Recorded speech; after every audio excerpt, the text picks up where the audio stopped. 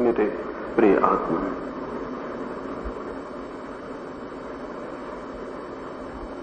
इस देश की जिंदगी में बहुत से दुर्भाग्य गुजरे हैं और बड़े से बड़े जिस दुर्भाग्य का हम विचार करना चाहें वो ये है कि हम हजारों वर्षों से विश्वास करने वाले लोग हैं। हमने कभी सोचा नहीं, हमने कभी विचारा नहीं, हम अंधे की तरह मानते रहे और हमारा अंधे की तरह मानना ही हमारे जीवन का सूर्यास्त बन गया। हमें समझाया ही यही गया है कि जो मान लेता है वो जान लेता है, इससे ज्यादा कोई झूठी बात नहीं हो सकती। मानने से कोई कभी जानने तक नहीं पहुंचता और जिसे जानना हो उसे न मानने से शुरू करना पड़ता है। संदेह के अतिरिक्त सत्य की कोई खोज नहीं है। संदेह मिटता है लेकिन सत्य को पाकर मिटता है और जो पहले से ही संदेह करना बंद कर देते हैं वे अंधे ही रह जाते हैं, वे सत्य तक कभी भी नहीं पहुंचते। लेकिन हमें समझाया गया है विश्वास, बिलीफ, फेथ। हमें कभी नहीं समझाया गया डाउट, हमें कभी नहीं समझाया गया संदेह। इसलिए देश का मन ठहर गया और रुक गया है और गुलाम बन गया है। और ध्यान रहे, शरीर के ऊपर पड़ी हुई जंजीरें इतनी खतरनाक नहीं होती, आत्मा के ऊपर पड़ी हुई जंजीरें बहुत खतरनाक सिद्ध होती हैं। इस देश की आत्मा गुलाम है। शरीर से तो हम शायद मुक्त हो गए हैं, लेकिन आत्मा से मुक्त होने में हमें बहुत कठिनाई मालूम पड़ेगी। आत्मा की गुलामी तोड़े बिना इस देश के जीवन में सूर्य का उदय नहीं होगा। और इस संबंध में ही थोड़ी बात मैं आपसे कहना चाहूंगा कि आत्मा की गुलामी के आधार क्या हैं और हम उन गुलामियों को कैसे तोड़ सकते हैं। पहला, मनुष्य की आत्मा की गुलामी का आधार है विश्वास, श्रद्धा, फेथ, बिलीफ। जो आदमी भी किसी पर भरोसा और विश्वास कर लेता है अंधे की तरह, वो सदा के लिए गुलाम हो जाता है। जो आदमी भी संदेह करना नहीं सीख पाता वो कभी स्वतंत्रता की यात्रा पर नहीं निकल पाता है। संदेह का अर्थ है कि जो स्वीकृत है, जिसे हमने माना हुआ है, उस पर प्रश्न उठाने की क्षमता है, उसके ऊपर प्रश्न खड़े करने की क्षमता है। इस देश में विज्ञान पैदा नहीं हुआ क्योंकि हमने प्रश्न नहीं उठाए। हम प्रश्न उठाने में बहुत कमजोर हो गए। हमने जो उत्तर एक बार मान लिए हैं हम उन्हें माने ही चले जाते हैं। हजारों साल बीत जाते हैं, हमारी किताबें नहीं बदलती। हजारों साल बीत जाते हैं, हमारी श्रद्धाएं नहीं बदलती। हजारों साल बीत जाते हैं, हमारा मन ऐसा हो गया है जैसे कोई तालाब बन जाए, बंद सड़ता है लेकिन बहता नहीं। नदी की तरह हम नहीं रह गए, हम तालाब की तरह बंद हो गए। और जिंदगी है बहने में, और जिंदगी है रोज नए की खोज में, और जिंदगी है रोज अनजाने रास्तों की तलाश में। निश्चित ही जिंदगी में खतरे हैं और जिंदगी में जोखिम है और जिंदगी में अपरिचित मार्गों पर भटक जाने की संभावना है। लेकिन अपरिचित मार्गों पर भटकने की संभावना से ही हम नए मार्गों को बनाने में सफल भी हो पाते हैं। जिन कौमों ने विकास किया है वे कौमें हैं जो संदेह करती हैं, और जिन कौमों ने कोई विकास नहीं किया वे कौमें हैं जो विश्वास करती हैं। जिन्होंने संदेह किया वे चांद पर पहुंच गए और जिन्होंने विश्वास किया है वे जमीन पर भी रहने के योग्य नहीं रह गए। हम विश्वास करने वाले लोग, हमारे मस्तिष्क की सारी शक्ति सोई पड़ी रह जाती, उस पर चोट नहीं पड़ती, उस पर चुनौती भी नहीं होती, उसको चैलेंज भी नहीं मिलता। न हमारे शिक्षक चाहते हैं कि बच्चे पूछें, न हमारे माँ बाप चाहते हैं कि बेटे और बेटियां पूछें, ना हमारे नेता चाहते हैं कि अनुयायी पूछे, कोई भी नहीं चाहता कि प्रश्न उठाए जाएं, क्योंकि प्रश्न पुरानी पीढ़ी को मुश्किल में डाल देते। पुरानी पीढ़ियां चाहती हैं कि चुपचाप भरोसा किया जाए। पुरानी पीढ़ियों को भरोसा करने में सुविधा है, क्योंकि उनके ज्ञान पर संदेह पैदा नहीं होता। लेकिन अगर सभी नई पीढ़ियां पुरानी पीढ़ियों को मानती चली जाएं, तो फिर दुनिया में नई पीढ़ियों की जिंदगी खत्म हो जाती, पुरानी पीढ़ियां ही जीती हैं नए के नाम से। इस देश में पुरानी पीढ़ी बहुत भयभीत पीढ़ी है। कोई मां नहीं चाहती कि बेटी ऐसे सवाल उठाए जिसके मां उत्तर न दे सके। अभी मैं आया तो आपके प्रिंसिपल ने मुझे कहा कि पिछली बार आप आए थे, आप ऐसी बातें उठा गए कि लड़कियां बड़े प्रश्न उठाने लगी। आप जरा आज ऐसी बातें कहिए कि किसी के मन में दुविधा पैदा ना हो। मैंने कहा यह असंभव है, यह असंभव है, क्योंकि मेरे आने का कोई अर्थ नहीं है अगर मैं थोड़े से प्रश्न ना उठा पाऊं। अगर मैं चिंतन को पैदा न कर पाऊं तो मेरा आना फिजूल है। मैं आपके मन को मारने के लिए यहां नहीं आया हूं, आपके मन को जगाने के लिए आया हूं। और जगता है मन प्रश्नों के साथ, लेकिन आपके शिक्षकों को परेशानी होगी, मैं उनको परेशानी देना चाहता हूं। असल में मैं चाहता हूं इस मुल्क का एक एक शिक्षक परेशानी में पड़ जाए, बच्चे इतने प्रश्न उठा दें, उनकी परेशानी से रास्ता निकल आएगा। क्योंकि जब हम प्रश्न पूछते हैं और शिक्षक को परेशानी में डालते हैं और बेटे सवाल पूछते हैं और बाप मुश्किल में पड़ जाता है, तो हमें जवाब खोजने पड़ते हैं। फिर पुराने जवाब काम के नहीं रह जाते, नए जवाब खोजने पड़ते हैं। नए जवाबों की खोज ही विकास।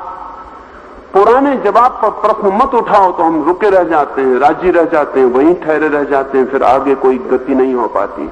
हालांकि कोई भी नहीं चाहता कि कोई परेशानी में पड़े, कोई भी नहीं चाहता। जिंदगी चुपचाप जैसी है वैसी ठीक है।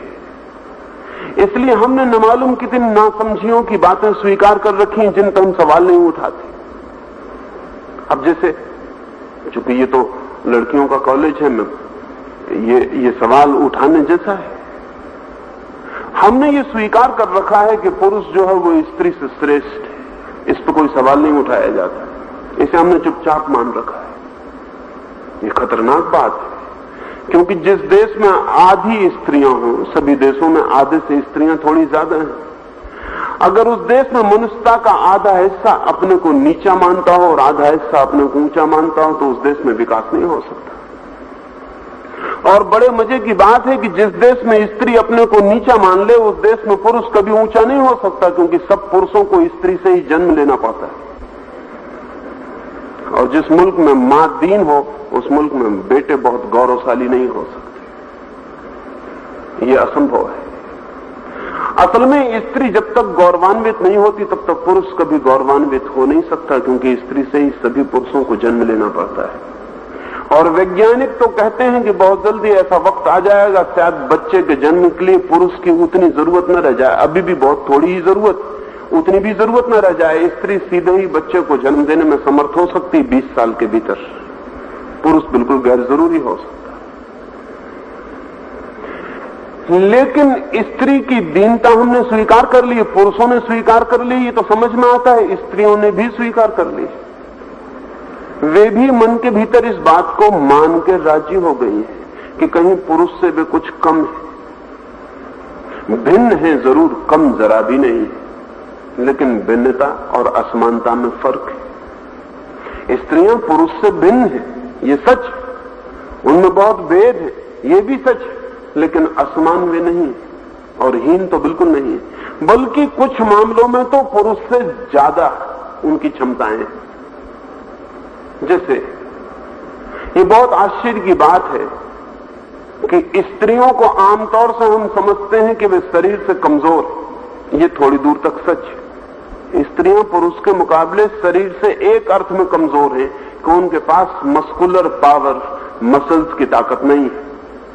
लेकिन एक दूसरे अर्थ में स्त्रियां पुरुषों से ज्यादा शक्तिशाली हैं, उनके पास रेसिस्टेंस की ताकत पुरुष से ज्यादा है। अगर एक ही बीमारी स्त्री और पुरुष दोनों को लग जाए तो पुरुष जल्दी टूट जाता है, स्त्री देर से टूटती है। स्त्रियां पुरुषों से कम बीमार पड़ती हैं और स्त्रियों की उम्र पुरुषों से सारी दुनिया में ज्यादा है। इसलिए हम पुरुष और स्त्री के विवाह में थोड़े उम्र का फासला लगते हैं। अगर लड़का 20 वर्ष का होता है तो लड़की हम 17 और 16 वर्ष की चुनते हैं। क्यों? नहीं तो दुनिया विधवाओं से भर जाए। पुरुष 4-5 साल पहले मर जाते हैं, इसलिए 5 साल ज्यादा देर तक जिंदा रहते हैं। स्त्री के पास शरीर में रेसिस्टेंस की, प्रतिरोधी की ताकत पुरुष से ज्यादा है। स्वभावतः प्रकृति ने उसे ये ताकत दी, क्योंकि उसे 9 महीने बच्चे को पेट में रखना पड़ता है, जो कि कोई पुरुष को भी रखना पड़े तो पुरुष जिंदा रहने से इंकार करता है। 9 महीने एक जीवित व्यक्तित्व को अपने भीतर विकसित करने के लिए उसे जितनी पीड़ा झेलनी पड़ती, उतनी पीड़ा झेलने की शक्ति भी उसके पास है। उसे प्रसव की जितनी पीड़ा झेलनी पड़ती, उसको भी झेलने की शक्ति उसके पास। और बच्चे को पैदा करना तो ठीक ही है, बच्चे को बड़ा करना भी एक बहुत बड़ा संघर्ष है। अगर पुरुष के पास रात को बच्चों को सोने के लिए छोड़ा जाए तो या तो बच्चों की गर्दन पुरुष दबा देंगे या अपनी गर्दन दबा लेंगे। तब उनको पता चलेगा कि एक बच्चे को रात भर सुलाए रखना पास कैसे उपद्रव की घटना है। स्त्री के पास पीड़ा को झेलने की क्षमता पुरुष से ज्यादा है। ये जान के आप हैरान होंगे कि 115 लड़के पैदा होते हैं जन्म के समय और 100 लड़कियां पैदा होती हैं। जन्म के समय लड़कों की संख्या 15 ज्यादा होती है, लड़कियों की 15 कम होती है। लेकिन विवाह की उम्र पाते पाते 100 लड़कियां रह जाते हैं, 100 लड़के रह जाते हैं, 15 लड़के खत्म हो जाते हैं। लड़कों की मृत्यु दर लड़कियों से ज्यादा है। इसलिए प्रकृति को 15 लड़के ज्यादा पैदा करने पड़ते हैं, क्योंकि शादी की उम्र तक 15 लड़के तो जा चुके होंगे। एक दृष्टि से पुरुष ताकतवर है क्योंकि उसके पास मस्कुलर ताकत है, वो ज्यादा बड़ा पत्थर उठा सकता है। लेकिन दूसरे अर्थों में पुरुष कमजोर है, वो ज्यादा बड़ी पीड़ा नहीं झेल सकता। और ध्यान रहे, इसलिए स्त्रियों का भविष्य पुरुष से ज्यादा उज्जवल है, क्योंकि मसल्स का काम तो मशीन करने लगी, लेकिन पीड़ा झेलने का काम अभी कोई मशीन नहीं कर सकती। पुरुष की ताकत रोज बेमानी होती जा रही, इसलिए पुरुष की मसल्स खोती जा रही, क्योंकि अब पत्थर किसी पुरुष को नहीं उठाना, वो क्रेन उठा देती। और किसी बड़े वृक्ष को पुरुष को नहीं काटना है, वो आरा काट देता है। पुरुष के मसल्स की ताकत तो मशीन ने ले ली है, इसलिए पुरुष की शक्ति का भविष्य में बहुत उपयोग नहीं है। न उसे तलवार चलाने की जरूरत है, न उसे लकड़ी चीरने की जरूरत है, न पत्थर फोड़ने की जरूरत है। लेकिन अभी स्त्री की शक्ति मशीन लेने में असमर्थ है। इसलिए मैं आपसे कहना चाहता हूं कि भविष्य में स्त्री रोज ताकतवर होती जाएगी और पुरुष रोज कमजोर होता जाए। लेकिन पुरुष ने स्त्रियों को सिखा रखा है कि स्त्रियां कमजोर हैं, और स्त्रियां ये मान के बैठ गई कि वे कमजोर हैं, पुरुष ये मान के बैठ गया है कि वो ताकतवर है। असमान नहीं है, दोनों भिन्न हैं जरूर। पुरुषों के पास निश्चित ही तर्क करने की क्षमता स्त्रियों से थोड़ी ज्यादा है, थोड़ा ज्यादा तर्क कर सकता है, क्योंकि उसके पास भावना की क्षमता थोड़ी कम है। भावना की क्षमता स्त्रियों के पास ज्यादा है। वे ज्यादा प्रेम कर सकती हैं, ज्यादा संवेदनशील हो सकती हैं, ज्यादा अनुभूतिपूर्ण हो सकती हैं। पुरुष ज्यादा तर्क कर सकता है, ज्यादा गणित कर सकता है, लेकिन इस वजह से कोई नीचा और ऊंचा नहीं है। और शायद लंबे अरसे में गणित उतना कीमती नहीं है जितना प्रेम कीमती। शायद गणित से दुकान चल जाए लेकिन जिंदगी नहीं चलती। गणित से हो सकता है कि विज्ञान की लेबोरेटरी चल जाए, लेकिन जिंदगी की प्रयोगशाला में गणित बिल्कुल बेकार हो जाता है। और हम बिना प्रयोगशाला के जी सकते हैं, लेकिन बिना हृदय के नहीं जी सकते। लेकिन पुरुष ने यह समझाया है कि स्त्रियां मस्तिष्क के लिहाज से पिछड़ी हुई हैं। इसमें थोड़ी सच्चाई, लेकिन इसमें झूठ भी। अगर हम स्त्रियों की खोपड़ी का वजन नापें तो स्त्रियों की खोपड़ियों का वजन पुरुष की खोपड़ी से कम, लेकिन अभी तक हृदय को नापने का कोई उपाय नहीं हो सका। नहीं तो हम पाएंगे कि स्त्रियों के पास पुरुष से बड़ा हृदय। हमने अब तक जो आंकड़े बनाए हैं वो पुरुष को नापने के आंकड़े। हमने इंटेलिजेंस क्वोशिएंट तो बना लिया है, हम आदमी का बुद्धि अंक नाप लेते हैं कि IQ कितना है आदमी का, लेकिन उसका लव क्वोशिएंट कितना है, उसका LQ कितना है, उसका प्रेम करने की क्षमता कितनी, उसका नापने का हमने कोई उपाय नहीं किया। असल में पुरुष को उसकी फिक्र नहीं है। स्त्रियों को यह सिद्ध करना पड़ेगा कि बुद्धि उतनी कीमती नहीं है जितना हृदय कीमती है, और अंततः मनुष्य हृदय से जीता है। बुद्धि से ज्यादा जीने के उपाय खोज सकता है, लेकिन जीना हृदय में पड़ता है। और आजीविका और जीवन में बड़ा फर्क है। दुकान चलाना जीवन का साधन खोजना है, हिसाब लगाना जीवन का साधन खोजना है, मकान बनाना जीवन का साधन खोजना है। लेकिन ये साधन है, ये साध्य नहीं है, ये मीन्स है, एंड नहीं है। आखिर उस मकान के भीतर रहना है और उस दुकान से जो कमाया गया उसे जीना है, और गणित से जो हिसाब लगाया गया उस हिसाब के भीतर बेहिसाब प्रेम करना है। वो पुरुष के पास क्षमता बहुत कम है। पुरुष के पास एक क्षमता है गणित की, विचार की, तर्क की। स्त्री के पास एक क्षमता है प्रेम की, हृदय की, भाव की। कहना मुश्किल है कि इनमें श्रेष्ठ किसको कहें, लेकिन अब तक पुरुष यही समझाता रहा है कि वो श्रेष्ठ। मैंने सुना है कि एक बहुत बड़ा गणितज्ञ हुआ, उस गणितज्ञ ने पहली दफा एवरेज का सिद्धांत निकाला, औसत का सिद्धांत निकाला। अब हम सब औसत के सिद्धांत से परिचित होंगे। जैसे कि हम कह सकते हैं कि लुधियाना में औसत ऊंचाई का आदमी कौन है, तो हम नाप सकते हैं सारे लोगों की ऊंचाई, फिर सारे लोगों की संख्या से भाग दे सकते हैं, तो जो आएगा अंक वो औसत ऊंचाई, एवरेज हाइट होगी। हालांकि एवरेज हाइट का आदमी एक भी नहीं मिलेगा लुधियाना में, बिल्कुल झूठा होगा एवरेज। एवरेज से ज्यादा झूठी कोई बात नहीं होती। एवरेज हाइट का आदमी मिलेगा ही नहीं। सब लोग अलग अलग ऊंचाई के होंगे, सब लोगों की ऊंचाई का जोड़ और भाग जो होगा वो एवरेज। जिस आदमी ने पहले एवरेज का सिद्धांत निकाला वो यूनान का एक गणितज्ञ था। वो बहुत प्रसन्न हुआ, उसकी सारे यूनान में ख्याति हो गई। एक दिन छुट्टी के दिन अपनी पत्नी और अपने बच्चों को लेकर वो पिकनिक के लिए नदी के तट पर गया। जब वो नदी पार कर रहा था, उसकी पत्नी ने कहा कि तुम जरा ठीक से देख लो, नदी गहरी ना हो, कोई बच्चा डूब ना जाए। उसने कहा कि ठहरो, मैं बच्चों की ऊंचाई नापे लेता हूं और नदी की औसत गहराई नापे लेता हूं। उसने अपने फुटे को निकाला और जाके नदी की औसत गहराई नापी। कहीं नदी बहुत गहरी थी, कहीं नदी बहुत उथली थी, कहीं 6 फीट पानी था, कहीं 6 इंच पानी था। उसने औसत गहराई नाप ली। उसने 5 बच्चे थे, कोई बच्चा 2 फीट का था, कोई 3 फीट का था, कोई 5 फीट का था। उसने उन सब बच्चों की औसत ऊंचाई नाप ली। फिर उसने कहा बेफिक्र रहो, हमारे बच्चों की औसत ऊंचाई नदी की औसत गहराई से ज्यादा है, कोई बच्चा डूब नहीं सकता। उसकी पत्नी को विश्वास तो नहीं आया। कम पत्नियों को पतियों की बातों पर विश्वास आता है, लेकिन मजबूरी है, मानना पड़ता है, पति ताकतवर। उसको शक तो हुआ कि ये ऊंचाई और ये गहराई क्या भला है, कोई बच्चा खो ना जाए। लेकिन जब पति इतना बड़ा गणितज्ञ है और ऊंचाई और नीचाई के संबंध में इतना जानता है, तो शायद ठीक ही जानता होगा। पति आगे चला, बच्चे बीच में चले, पत्नी पीछे चली। फिर वो 2 फीट का बच्चा कहीं डुबकी खाने लगा। पत्नी ने चिल्ला के कहा कि मालूम होता है तुम्हारे गणित में कोई भूल रह गई, वो बच्चा डुबकी खा रहा है। लेकिन वो पति बच्चे को डुबकी बचाने के लिए नहीं दौड़ा, वो भागा वापस अपना फुटा लेने के लिए कि गलती हो नहीं सकती, गलती हो नहीं सकती। वो एवरेज को जानने वाला आदमी करीब करीब उस गणितज्ञ ने जैसा अपने बच्चों को मुसीबत में डाल दिया था, वैसे वैसे पुरुष की बुद्धि ने सारी मनुष्यता को मुश्किल में डाल दिया। अकेली बुद्धि बहुत खतरनाक सिद्ध हुई है। ये ऐसा ही खतरनाक है कि हम कोई ऐसी दुनिया बनाएं जहां स्त्रियों को हम समाप्त कर दें और सिर्फ पुरुष उस दुनिया में रह जाएं, तो वो दुनिया जिससे बेहूदी होगी उसका हम विचार कर सकते हैं।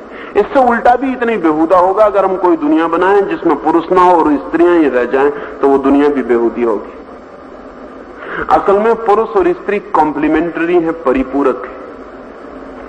और जिस तरह पुरुष और स्त्री कॉम्प्लीमेंट्री हैं और दोनों से मिलकर एक सुंदर दुनिया बनती है, ऐसी ही बुद्धि और भावना कॉम्प्लीमेंट्री, उन दोनों से मिलकर एक अच्छी दुनिया का निर्माण होता है।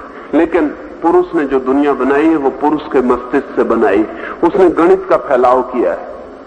इसलिए जहां जहां पुरुष का बल चलता है वहां वहां वो गणित के आंकड़े बिठा देता है और जिंदगी मुश्किल में पड़ जाती। अगर मिलिट्री में जाके आप देखें तो वहां आदमियों के नाम हम अलग कर देते, मिलिट्री में नंबर रह जाते।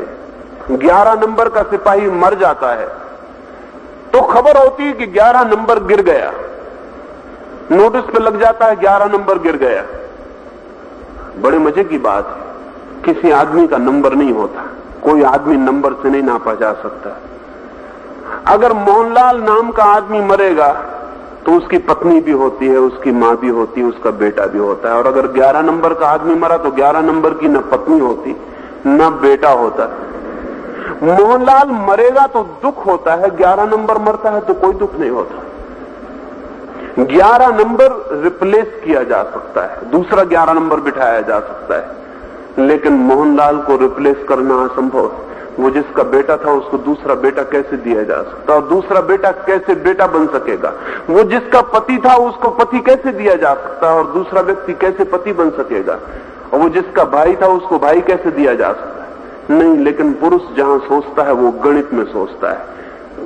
अगर पुरुष का बस चले तो पूरी जिंदगी को मिलिट्री की तरह बना देगा, उसमें से सब भाव विदा हो जाएगा, सीधी सूखी गणित के हिसाब रह जाएंगे। स्त्री को इस संबंध में विद्रोह करना जरूरी है। स्त्री को जरूरी है कि वो सवाल उठाए कि पुरुष ने जो दुनिया बनाई है वो अकेले पुरुष के ख्याल से बनी है, वो अधूरी दुनिया है। इसलिए आदमी के द्वारा बनाई गई दुनिया में युद्ध के अतिरिक्त कुछ भी नहीं होता। अगर हम मनुष्य जाति के 3000 साल का इतिहास देखें तो हम घबरा जाएंगे। 3000 साल में 14,500 युद्ध हुए, 3000 साल में 15,000 युद्ध, हर साल 5 युद्धों का आंकड़ा है। अगर हम आदमी का इतिहास देखें तो एक आध दिन भी खोजना मुश्किल है जहां जमीन के किसी कोने पे युद्ध ना हो रहा हो और आदमी आदमी को न काट रहा हो।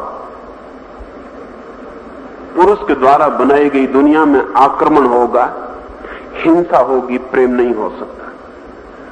असल में स्त्री को अस्वीकार कर दिया गया है। स्त्री की बनाई दुनिया में प्रेम के लिए जगह होगी, फूल के लिए जगह होगी, संगीत के लिए जगह होगी, वीणा और नृत्य प्रवेश कर जाएंगे, तलवार अकेली सच्चाई नहीं रह जाएगी। लेकिन स्त्री है दीन, उसको पुरुष ने कह रखा है कि तुम दीन हो। और मजा यह है कि स्त्री ने भी मान रखा है कि वो दीन है। असल में हजारों साल तक अगर कोई झूठ प्रचारित किया जाए तो वो स्वीकृत हो जाता। हजारों साल तक हिंदुस्तान में शूद्र समझता था कि वो शूद्र है, क्योंकि हजारों साल तक ब्राह्मणों ने समझाया था कि तुम शूद्र हो। अंबेडकर के पहले शूद्रों के 5000 साल के इतिहास में एक कीमती आदमी शूद्रों में पैदा नहीं हुआ। इसका यह मतलब नहीं कि शूद्रों में बुद्धि न थी और अंबेडकर पहले पैदा नहीं हो सकता था। पहले पैदा हो सकता था, लेकिन शूद्रों ने मान रखा था कि उनमें कभी कोई पैदा हो ही नहीं सकता, वे शूद्र, उनके पास बुद्धि हो नहीं सकती। अंबेडकर भी पैदा ना होता अगर अंग्रेजों ने आके इस मुल्क के दिमाग में थोड़ा हेर फेर न कर दिया होता, तो अंबेडकर भी पैदा नहीं हो सकता। हालांकि जब हमको हिंदुस्तान का विधान बनाना पड़ा, कॉन्स्टिट्यूशन बनाना पड़ा, तो ब्राह्मण काम नहीं पड़ा, वो शूद्र अंबेडकर काम पड़ा। वो बुद्धिमान से बुद्धिमान आदमी सिद्ध हो सका, लेकिन 200 साल पहले वो हिंदुस्तान में पैदा नहीं हो सकता था, क्योंकि शूद्रों ने स्वीकार कर लिया था, खुद ही स्वीकार कर लिया था कि उनके पास बुद्धि नहीं है। स्त्रियों ने भी स्वीकार कर रखा है कि वे किसी न किसी सीमा पर हीन है। शायद आप मुझसे कहेंगी कि नहीं, हम ऐसा स्वीकार नहीं करते। नहीं, लड़कियां कह सकती हैं कि हम ऐसा स्वीकार नहीं करते, लेकिन जितना ही मैं गौर से अध्ययन करता हूं उतना ही मुझे मालूम पड़ता है कि हम स्वीकार करते। ये स्वीकृति बहुत गहरी और डीप रूटेड है, इसे ऊपर से पहचानना मुश्किल है। अब जैसे अगर एक ट्रेन है तो उसमें स्त्रियों के लिए एक अलग डब्बा है। स्त्रियां पुरुष के डब्बे में बैठ सकती हैं, लेकिन स्त्रियों के डब्बे में पुरुष नहीं बैठ सकता। कोई स्त्री इंकार नहीं करती कि हमारे लिए अलग डब्बा हमारी हीनता का सूचक है, हम अलग डब्बा बर्दाश्त नहीं करेंगे। इसका मतलब है कि स्त्रियों के लिए स्पेशल प्रोटेक्शन चाहिए। उसका मतलब क्या होता है? स्पेशल प्रोटेक्शन उन्हें चाहिए जो कमजोर हैं और दीन हैं और पिछड़े हुए हैं। स्त्रियों को इंकार कर देना चाहिए कि अलग डब्बा हमें नहीं चाहिए। सारे यूरोप में और अब तो सारी दुनिया में हम लेडीज फर्स्ट के ख्याल को मानते हैं, लेकिन वो हीनता का सूचक है। अगर कहीं एक क्यू लगा है और लोग टिकटें खरीद रहे हैं और एक लड़की वहां पहुंच जाए तो वे सब जगह देके उसको आगे खड़ा कर देंगे। शायद वो लड़की सोचती हो कि उसका बड़ा सम्मान किया गया, उसे पता नहीं इससे ज्यादा अपमानजनक और कोई बात नहीं हो सकती।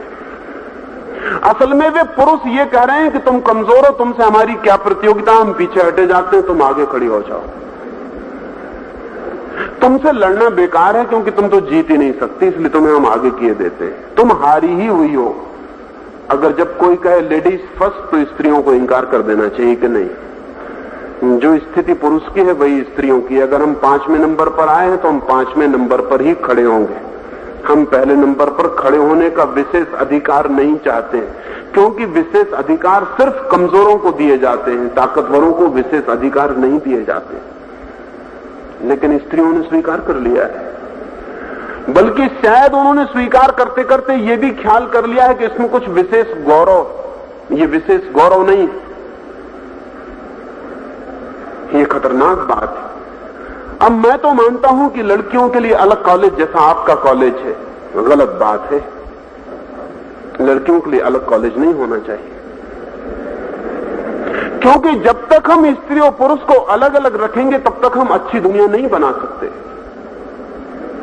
जब तक हम स्त्री पुरुष को अलग अलग बड़ा करेंगे तब तक हम उनके बीच जो समानता की स्थिति निर्मित होनी चाहिए वो निर्मित नहीं कर सकते। जब तक हम स्त्रियों को अलग शिक्षित करेंगे, अलग ढंग से बड़ा करेंगे, अलग घेरे में बांध के बड़ा करेंगे, तब वो बड़ी पुरुषों की दुनिया में जाके अपने को कमजोर अनुभव करेंगी। यहां तो उन्हें पता नहीं चलेगा, यहां तुम्हें पता नहीं चलेगा क्योंकि सारी लड़कियां हैं। लेकिन जब तुम लड़कों की और युवकों की और पुरुषों की दुनिया में जाओगे तब तुम पाओगे कि वहां तकलीफ होनी शुरू हो गई। नहीं, बचपन से प्रत्येक लड़की को यह हक मानना चाहिए कि वो लड़के के साथ बराबर बड़ी होगी।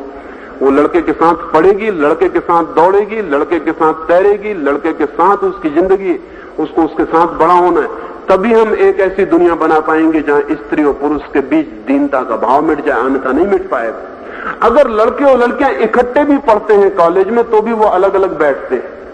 मैं बहुत दिन तक यूनिवर्सिटी में शिक्षक था, मैंने अपनी क्लासेस में कहा कि मैं क्लास नहीं लूंगा जब तक ये लड़के और लड़कियां अलग बैठेंगे, क्योंकि को एजुकेशन का क्या मतलब। आधी सीटों पर लड़कियां बैठी हुई हैं, आधों पर लड़के बैठे हुए, बीच में वो जो प्रोफेसर है वो पुलिस वाले की तरह खड़ा हुआ है। ये बेहूदगी है, ये अशिष्टता है, ये खबर दे रही हमारे असंस्कृत होने की, अनकल्चर्ड होने की। असल में जो कौम अपने बच्चे और बच्चियों को साथ नहीं बिठा पाती वो बताती है कि उसका चित्त बहुत कामुक है, उसका चित्त बहुत सेक्सुअल है। जो कौम अपने लड़के और लड़कियों को एक साथ दौड़ा नहीं सकती, एक साथ खेलने नहीं दे सकती, मित्रता नहीं बनाने देती, मानना चाहिए उस कौम के चित्त में बड़ी बीमारियां हैं। और हम इन बीमारियों को तब तक न मिटा पाएंगे जब तक हम इन बीमारियों के डर से अलग अलग स्थान बनाए चले जा रहे हैं। नहीं, लड़कियों को इंकार कर देना चाहिए कि जब दुनिया पुरुष और स्त्री की इकट्ठी है तो शिक्षा अलग अलग क्यों हो। जब दुनिया इकट्ठी है तो शिक्षा अलग अलग होगी तो खतरनाक है। जब जिंदगी इकट्ठी है तो शिक्षा अलग अलग कैसे हो सकती है, और जब जीना साथ है तो अलग अलग नहीं रहा जा सकता। इसके खतरनाक परिणाम हुए।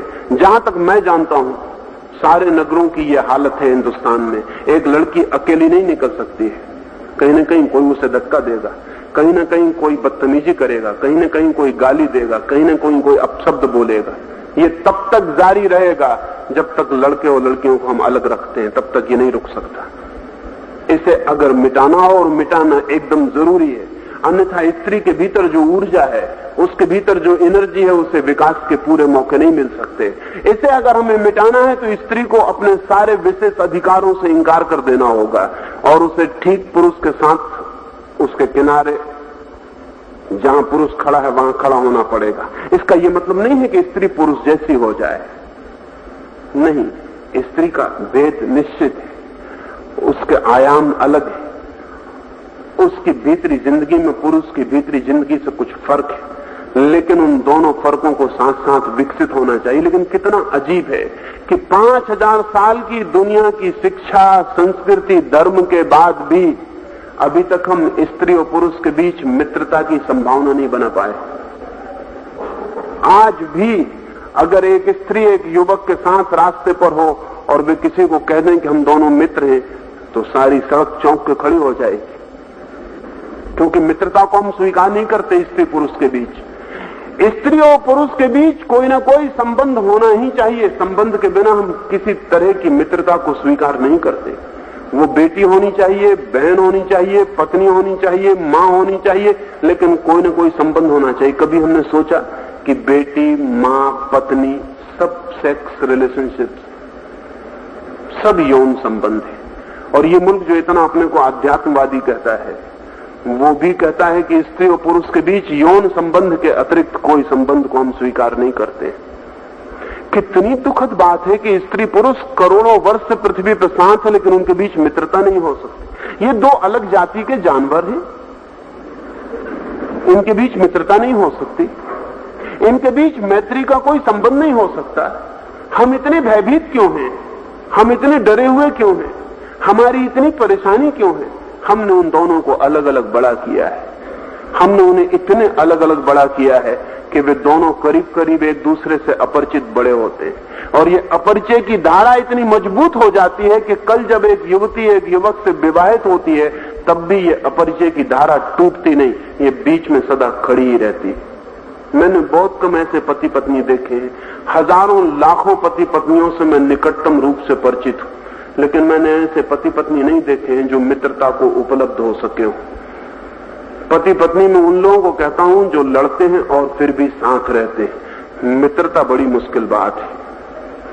किसी के साथ रहना और लड़ना एक बात है, और किसी के साथ मैत्रीपूर्ण होना बिल्कुल दूसरी बात है। मैंने तो सुना है, एक छोटी सी कहानी मुझे याद आती। मैंने सुना है कि एक आदमी की पत्नी मर गई। वो छाती पीट कर रो रहा है और चिल्ला रहा है कि उसमें बड़ा दुख का पहाड़ टूट पड़ा है। तभी उसकी मित्र उसे समझा रहे हैं कि मत घबराओ, लेकिन वो और रोए जा रहा है। सभी मित्र सोच रहे हैं कि बहुत सदमा उसे पहुंचा है। फिर उसकी पत्नी की अर्थी उठाई गई, ताबूत में उसकी लाश रखी गई और अर्थी उठाई गई। जैसे ही अर्थी बाहर निकली तो बीच आंगन में एक नीम का दरख्त था, वो अर्थी उससे टकरा गई और अचानक भीतर से आवाज आई। ऐसा लगा कि वो स्त्री अभी मरी नहीं, जिंदा है। ताबूत खोला गया, वो स्त्री जिंदा थी। घर भर में खुशी छा गई, लेकिन पति एकदम और भी ज्यादा उदास हो गए। फिर 3 साल बाद वो स्त्री दोबारा मरी। वो पति फिर चिल्लाने लगा, रोने लगा। फिर उसकी अर्थी बांधी गई, वो रोता जा रहा था। जब लोगों ने अर्थी उठाई तो उसने कहा, जरा संभल के उठाना, फिर नीम से मत टकरा देना, क्योंकि तुम्हारी भूल के लिए पिछले 3 साल मुझे परेशान होना पड़ा। तुमने तो अर्थी टकराई, 3 साल मैंने मुसीबत झेली।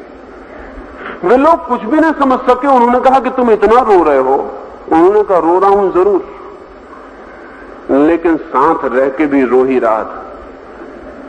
ऐसा नहीं है कि पति ही रो रहे हैं, पत्नियां और भी ज्यादा रो रही हैं, पतियों से ज्यादा रो रही हैं। असल में स्त्री पुरुष के बीच हम इतने फासले खड़े करते हैं कि अचानक 7 फेरे लगाने से वो फासले टूट नहीं सकते। हम इतने डिस्टेंस खड़े करते हैं कि अचानक रजिस्ट्री ऑफिस में दस्तखत करने से वो फासले टूट नहीं सकते। हम इतने फासले खड़े करते हैं कि किसी मंदिर में, किसी आर्य समाज के मंदिर में, कि सनातन मंदिर में, कि किसी चर्च में विवाह कर देने से वो फासले टूट नहीं सकते।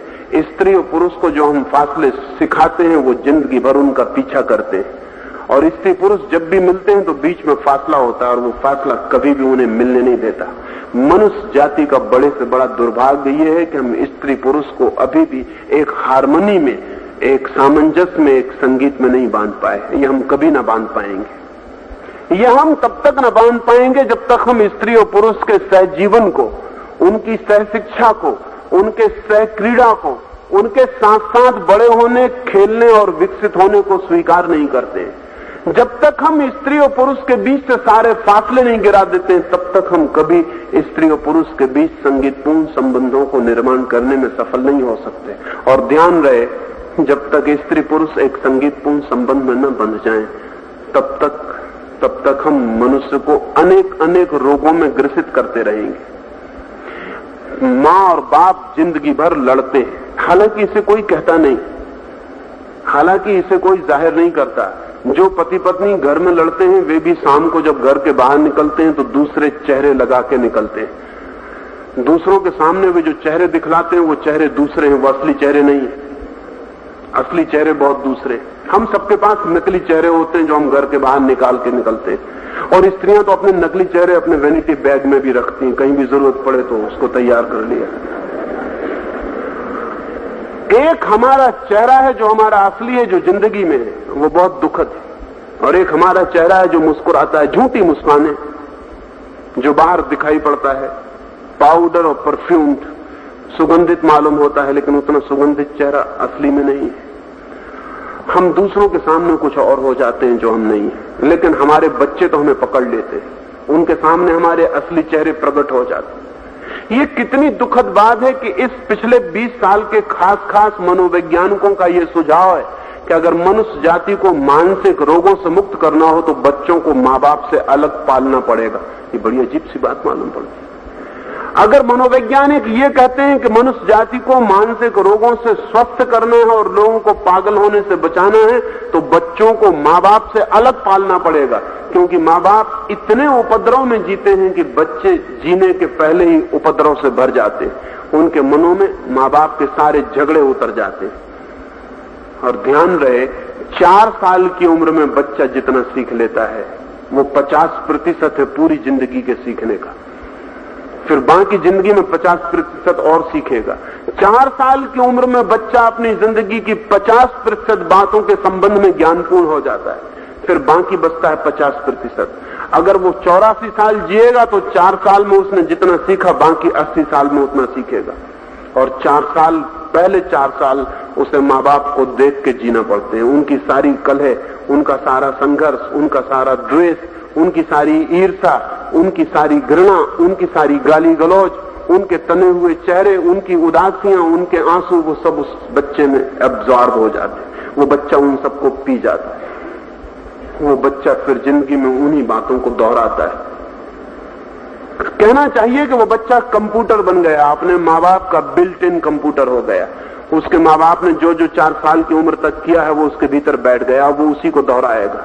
लड़के अपने बाप को जिंदगी में अभिनय करते हैं, लड़कियां अपनी मां का अभिनय किए चली जाती हैं। इसलिए वही दुखद कहानी जो पिछली सदी में दोहरी थी फिर दोहरती है, फिर दोहरती है, और आदमी को छुटकारा नहीं दिखाई पड़ता कि कैसे ये छुटकारा हो जाए।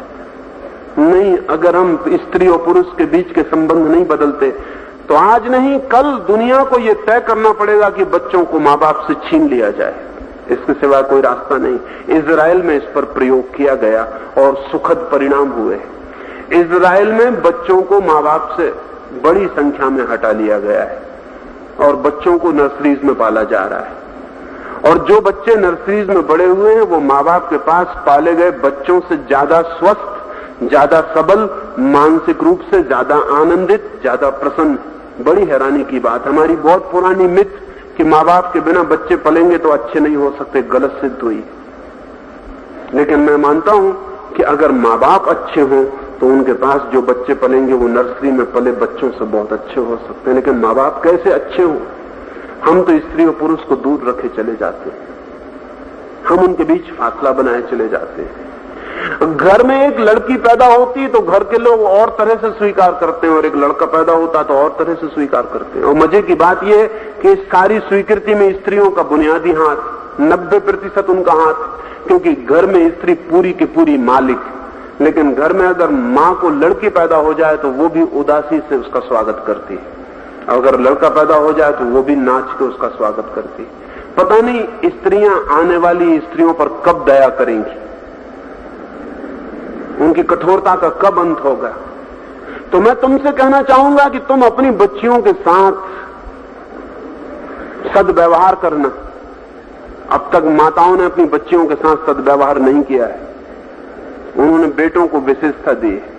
असल में माताएं भी पुरुषों से इतनी ज्यादा प्रभावित हैं कि उनको ये ख्याल ही नहीं है कि बेटियों के साथ अन्याय हो रहा है, वो सब तरफ से अन्याय हो रहा है। कोई फर्क करने की जरूरत नहीं है। दुनिया ना तो बेटों के बिना चल सकती है और न बेटियों के बिना चल सकती है। दुनिया को चलाने के लिए दोनों एक से जरूरी है, दुनिया के चलाने के लिए दोनों एक से अनिवार्य है। दोनों का एक सा स्वागत समझ में आता है, लेकिन दोनों के संबंध में भेद बहुत खतरनाक है। लड़कियों को हम शिक्षित भी कर रहे हैं तो भी हम इसलिए शिक्षित नहीं कर रहे हैं कि वे शिक्षा का कोई उपयोग करेंगी। लड़कियां इसलिए शिक्षित की जा रही हैं कि वो ठीक पतियों को पकड़ने में सफल हो जाएं। लड़कियों को हम इसलिए शिक्षित नहीं कर रहे हैं कि उनकी जिंदगी में शिक्षा का कोई प्रोडक्टिव, कोई क्रिएटिव, कोई सृजनात्मक परिणाम होगा। हम सिर्फ इसलिए शिक्षित कर रहे हैं कि उनकी मार्केट वैल्यू, बाजार में उनकी कीमत बढ़ जाए। इससे ज्यादा हम लड़कियों को और किसी काम के लिए शिक्षित नहीं कर रहे हैं। लेकिन अगर इतने से काम के लिए हम लड़कियों को शिक्षित कर रहे हैं तो हम शिक्षा फिजूल खो रहे हैं। और लड़कियों को बाजार की कीमत बढ़ाने के लिए अगर शिक्षित करना पड़े तो ये लड़कियों का अपमान है। उनकी बाजार की कीमत तो उनके लड़की होने से तय हो जाती है। इसके लिए कोई और अलग से शिक्षा देना खतरनाक बात है। आज सारी दुनिया में स्त्रियां शिक्षित हो रही हैं, लेकिन जितने बड़े पैमाने पर शिक्षित हो रही हैं उतने बड़े पैमाने पर उसका कोई प्रोडक्टिव उपयोग नहीं हो रहा। एक लड़की एमए पढ़ के जाएगी और फिर जाके गृहिणी बन जाएगी, और मैं नहीं जानता है कि उसकी शिक्षा का क्या उपयोग वो कर सकेगी, उसकी शिक्षा से क्या होगा। बल्कि मेरी अपनी समझ ऐसी है कि शायद वो अशिक्षित होती तो ज्यादा अच्छी गृहिणी बन सकती थी। शिक्षित होकर वो अच्छी गृहिणी भी ना बन पाएगी, क्योंकि शिक्षित होने में उसे अच्छी गृहिणी बनने की तो कोई शिक्षा नहीं दी गई, और जो शिक्षा दी गई है उससे अच्छी गृहिणी बनने का कोई संबंध नहीं। और जो उसे शिक्षा दी गई उसने उसे एक खास तरह की तैयारी दी है जिसका उसे उपयोग करने की इच्छा होगी, और गृहिणी होने में उसको उसके उपयोग करने का कोई मौका नहीं होगा। इसलिए आधुनिक शिक्षित लड़की जितनी फ्रस्ट्रेटेड है, जितनी विषाक्त और विषण है और जितनी दुखी है, उतनी अशिक्षित स्त्रियां भी नहीं। शिक्षित स्त्री को जिंदगी के लिए जो हमने तैयारी की है, जैसे एक आदमी को हम वीणा बजाने के लिए 20 साल तैयार करें और फिर जिंदगी भर उसे वीणा बजाने का मौका न मिले तो वो आदमी ज्यादा दुखी हो जाए। आखिर 20 साल की तैयारी इसलिए थी कि कभी वो वीणा बजाएगा। 20 साल तैयार हुआ, परेशान हुआ, और जब वीणा बजाने का मौका आया तब अचानक पता चला कि वीणा बजाने की कोई जरूरत नहीं है और वीणा बजाने का कोई अर्थ ही नहीं है। तो 20 साल की जो शिक्षा है जिसमें उसकी जिंदगी खराब हुई, अगर उसका उपयोग ना हो सके तो हमने उसकी जिंदगी को बड़े खतरनाक मोड़ पर डाल दिया। और अब जो उसे करना पड़ेगा उसकी कोई शिक्षा नहीं है, उस मामले में वो बिल्कुल अशिक्षित है। और जो उसे करना चाहिए था, जिसके लिए वो शिक्षित था, वो उसे करना नहीं पड़ेगा। स्त्रियों के चित्त में सिजोफ्रेनिक स्थिति पैदा हो गई है। उनके दो खंड हो गए, एक खंड जो शिक्षित जो अनुपयोगी हो गया और एक खंड जो अशिक्षित है जिसका उपयोग करना है। इसलिए शिक्षित गृहिणी अशिक्षित गृहिणी से भी बदतर हालत में पड़ जाती। मैं ये नहीं कह रहा हूं कि स्त्रियों को शिक्षा न दी जाए, मैं ये कह रहा हूं कि स्त्रियों को शिक्षा लेने के साथ शिक्षा के प्रोडक्टिव इंप्लीमेंटेशन, उसके उत्पादक विनिमय के लिए उसके उत्पादक दिशाओं में सक्रिय होने की मांग करनी चाहिए। उन्हें कहना चाहिए कि शिक्षित होकर हम अपनी शिक्षा का पूरा उपयोग करना चाहते हैं। और मेरी अपनी समझ यह है कि जिस दिन स्त्रियां जगत में उत्पादक हो जाएंगी उस दिन हम जगत को समृद्ध करने में बहुत बड़ा काम कर सकेंगे। आधी दुनिया कुछ भी न करे तो अब अकेली आधी दुनिया से जगत समृद्ध नहीं हो सकता। स्त्रियों को कुछ सृजन करने में लगना पड़ेगा, लेकिन पुरुषों के अहंकार को बड़ी चोट लगती। ये पुरुषों का अहंकार है कि वो कहते हैं कि उनकी पत्नियां काम नहीं करेंगी। पुरुष को सदा से ये ख्याल है कि पत्नी को सदा उस पर निर्भर होना चाहिए। इस ख्याल में बड़ा राज, इसमें बड़ा सीक्रेट। असल में जिस स्त्री को गुलाम रखना हो उसे आर्थिक रूप से स्वतंत्र न होने देना बुनियादी शर्त। अगर स्त्री को गुलाम रखना है तो वो निर्भर होनी चाहिए सब बातों पर पुरुष के ऊपर। साड़ी भी उसे चाहिए तो पुरुष पर निर्भर होना चाहिए, भोजन भी चाहिए तो पुरुष पर निर्भर होना चाहिए, जिंदगी के जीने के लिए उसे पुरुष पर निर्भर होना चाहिए। इसलिए पुरुष अपनी स्त्री को काम नहीं करने देगा, बल्कि दूसरे पुरुष भी उसको कहेंगे कि तुम अपनी स्त्री से काम करवाते हो, जैसे ये कोई अपमानजनक बात।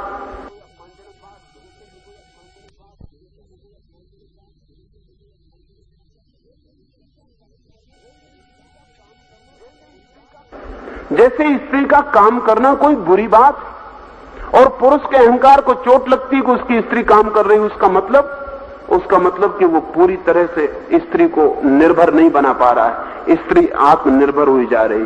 पुरुष स्त्रियों को शाखाओं बल्लियों की तरह चाहते हैं। कवियों ने कविताएं भी लिखी हैं, तुमने भी अपने कोर्सेज में पढ़ी होंगी कि पुरुष तो एक वृक्ष है और स्त्रियां लताएं हैं जो पुरुष का सहारा लेके और वृक्ष पर फैलती हैं। वो सीधी खड़ी नहीं हो सकती, वो कोई वृक्ष नहीं।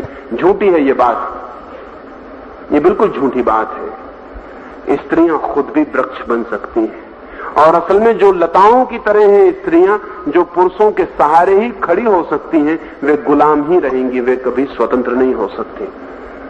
क्योंकि लताएं कैसे स्वतंत्र हो सकती हैं? स्त्रियों को भी वृक्ष बनना पड़ेगा अपनी हैसियत से।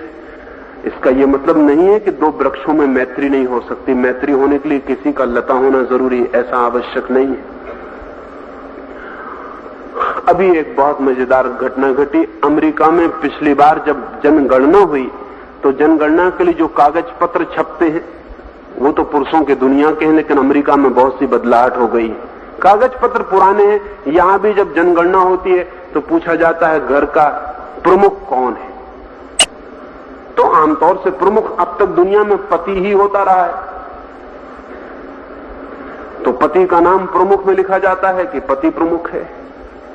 तो अमेरिका में वो जो जनगणना थी उसमें जो लिखा हुआ था, जो फॉर्म भरना था, उसमें लिखा था घर का पति और प्रमुख कौन है।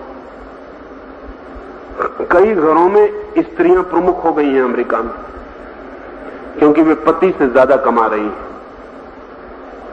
और कुछ मार्गों पर स्त्रियां पतियों से ज्यादा हमेशा कमा सकती हैं। कुछ दिशाओं में पति बिल्कुल बेमानी है, उस दिशाओं में स्त्रियों की कमाई का कोई अंत नहीं हो सकता।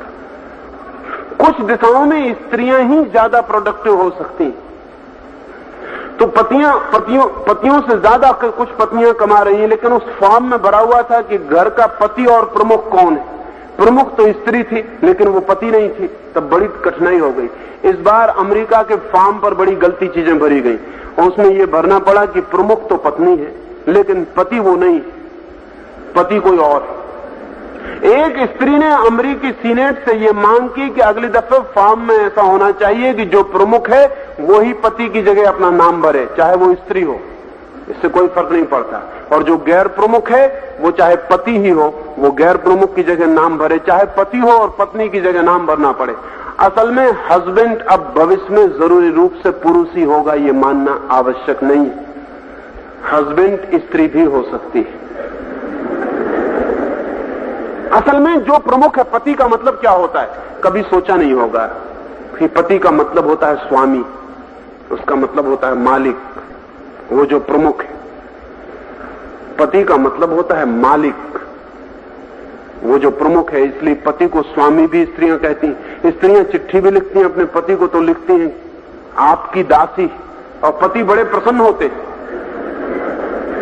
और पति स्त्रियों को समझाते हैं कि हम परमात्मा, और स्त्रियां स्वीकार भी करती हैं कि आप परमात्मा और हम दासी। ये खतरनाक और विषाक्त बातें तोड़ देनी पड़ेंगी, इनका कोई भविष्य नहीं हो सकता। स्त्री को अपनी हैसियत से खड़ा होना पड़ेगा, लेकिन वो अपनी हैसियत से तभी खड़ी होगी जब अपनी शिक्षा का उत्पादक, अपनी शिक्षा को प्रोडक्टिव बनाने की मांग करे। तुम शिक्षित हो जाओगी कल, तब तुम शिक्षित होकर सिर्फ पत्नी बनने से राजी मत हो जाना, क्योंकि शिक्षित हो जाने के बाद सिर्फ पत्नी बनना मुल्क का बहुत बड़ा नुकसान करना है। तुम्हारे ऊपर जो शिक्षा में पैसा व्यय किया गया मुल्क का, वो व्यर्थ गया। अरबों रुपया मुल्क का व्यर्थ गया, और करोड़ों स्त्रियों की शक्ति व्यर्थ गई जो काम में आ सकती थी। अब जैसे मैंने कहा कि कुछ दिशाएं हैं जो स्त्रियों के लिए ही होनी चाहिए। जैसा मेरा मानना है कि शिक्षण का अधिकतम काम स्त्रियों के हाथ में चला जाना चाहिए। शिक्षण का काम पुरुषों के हाथ में कम से कम रह जाना चाहिए। असल में पुरुष का होना शिक्षक होने में बाधा है, उसके कई कारण हैं। शिक्षक का काम है टू परसुएट, शिक्षक का काम है लोगों को समझाना, फुसलाना, बच्चों को कुछ बातें जानने के लिए राजी करना।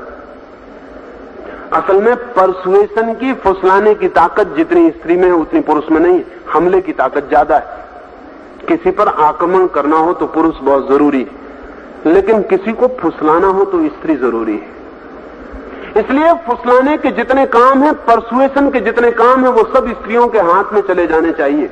अगर एक दुकान पर कोई जूता पुरुष बेचता है और किसी दूसरे पुरुष के पैर में जूता डालता है, तो वो पुरुष कह सकता है मुझे पसंद नहीं पड़ा। अगर कोई स्त्री उसके पैर में जूता डालती है और कहती है पैर बहुत सुंदर मालूम पड़ रहा है, तो इनकार करना मुश्किल हो जाता। इसलिए सारी समझदार कौमों में सेल्समैन का काम स्त्री के हाथ में चला जा रहा है, वो पुरुष से छिनता जा रहा है। दुकानों पर काउंटर पे स्त्री आती जा रही, पुरुष पीछे हटता जा रहा है। वो मैनेजर तो रह गया लेकिन सेल्समैन नहीं रह गया, क्योंकि ये पाया गया कि स्त्री ग्राहक को राजी करने में सक्षम है पुरुष से बहुत ज्यादा। पुरुष को इंकार किया जा सकता है, स्त्री को इंकार करना कठिन है। इसलिए जितने काम परसुएशन के हैं, चाहे शिक्षा के, चाहे दुकान पर चीजें बेचने के, चाहे नर्सरी के, चाहे डॉक्टर के, वो सारे के सारे धीरे धीरे स्त्रियों के हाथ में चले जाने चाहिए। उस जगह से पुरुष को छोड़ देना चाहिए।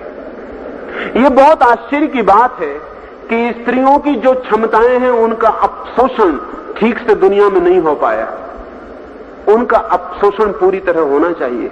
वे जो कर सकती हैं पुरुष से बेहतर उन्हें निश्चित ही करना चाहिए और मांग करनी चाहिए कि वो जगह पुरुष खाली कर दें। स्वभावतः स्त्रियों का युद्ध के मैदान पर कोई बहुत उपयोग नहीं हो सकता और उन्हें युद्ध के मैदान पर नहीं ले जाना चाहिए, क्योंकि मैं मानता हूं कि स्त्री चाहे कितनी ही देशभक्त हो, जब किसी दूसरे की छाती में बंदूक मारने का ख्याल आएगा तो 2 बार उसके हाथ कब जाएंगे। वो ये भूल जाएगी कि दूसरा आदमी दुश्मन है, उसे यही दिखाई पड़ने लगेगा दूसरा भी आदमी है, उसकी भी कोई पत्नी होगी, उसका भी कोई बेटा होगा। लेकिन हम अजीब हैं। अगर हम स्त्रियों को शिक्षित भी करना चाहते हैं तो हम उनको एनसीसी की भी ट्रेनिंग दे रहे हैं, जो बिल्कुल फिजूल और गलत है। उनको एनसीसी की ट्रेनिंग देने की कोई भी जरूरत नहीं, उसका उनकी जिंदगी में कोई उपयोग होने वाला नहीं और उचित भी नहीं है कि हम उनसे वो उपयोग करवाएं, क्योंकि जो स्त्री युद्ध के मैदान में लड़ने में समर्थ हो जाएगी वो मां बनने में समर्थ नहीं रह जाएगी, और जो स्त्री युद्ध के मैदान पर बंदूक चला सकेगी वो अच्छी पत्नी नहीं हो सकेगी। उसका जीवन कठोर हो जाएगा, उसके भीतर कोई चीज सख्त हो जाएगी, पथरीली हो जाएगी, उसके भीतर वो जो करुणा है, वो जो ममता है, वो प्रेम है, वो सूख जाएगा। न स्त्री के हृदय की जो संभावनाएं हैं उनका हमें अपशोषण उन दिशाओं में करना चाहिए जहां वो उपयोगी हो सकती हैं। अब मेरा मानना है कि शिक्षण, चिकित्सा, दुकान, इनका सारा का सारा काम स्त्रियों के हाथ में चले जाना चाहिए। यूरोप में या अमेरिका में जहां भी स्त्रियों ने अपने को प्रकट करने की कोशिश की है, कुछ चीजें उनके हाथ में चली गई। जैसे आज कोई भी बड़ी फर्म पुरुष से पत्र नहीं लिखवाएगी। सारी बड़ी फर्में यूरोप और अमेरिका की जो पत्र व्यवहार कर रही हैं वो स्त्रियों से हो रहा है। स्त्री की क्षमता पत्र लिखने की पुरुष की क्षमता से बहुत ज्यादा गहरी है। असल में पुरुषों ने कोई बहुत अच्छे पत्र आज तक नहीं लिखे, लंबे तो बहुत लिखे, बहुत अच्छे पत्र नहीं लिखे।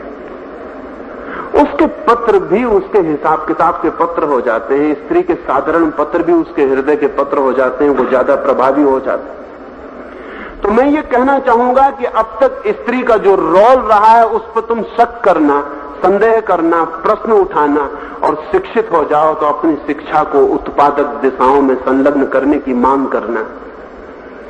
ये मांग सिर्फ इतने से पूरी न होगी कि स्त्रियों को समान मताधिकार मिल जाए।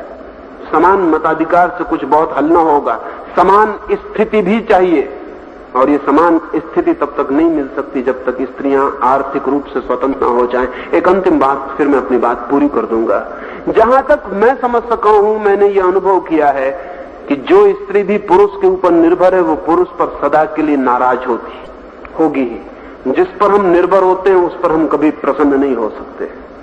जिस पे हम निर्भर होते हैं उसके ऊपर हम सदा क्रोध से भरे होते हैं। असल में जिसके हम गुलाम हैं उसके हम मित्र नहीं हो सकते।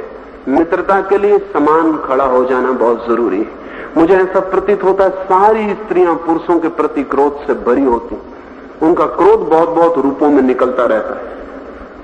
उसके निकलने के रास्ते उन्हें खोजने पड़ते हैं, लेकिन वो क्रोध निकलता रहता है। पुरुष और उनके बीच प्रेम की स्थिति बनने में कठिनाई पड़ रही है क्योंकि वे स्वतंत्र नहीं है। जिसे भी हमें मित्र बनाना हो उसे स्वतंत्र कर देना जरूरी है।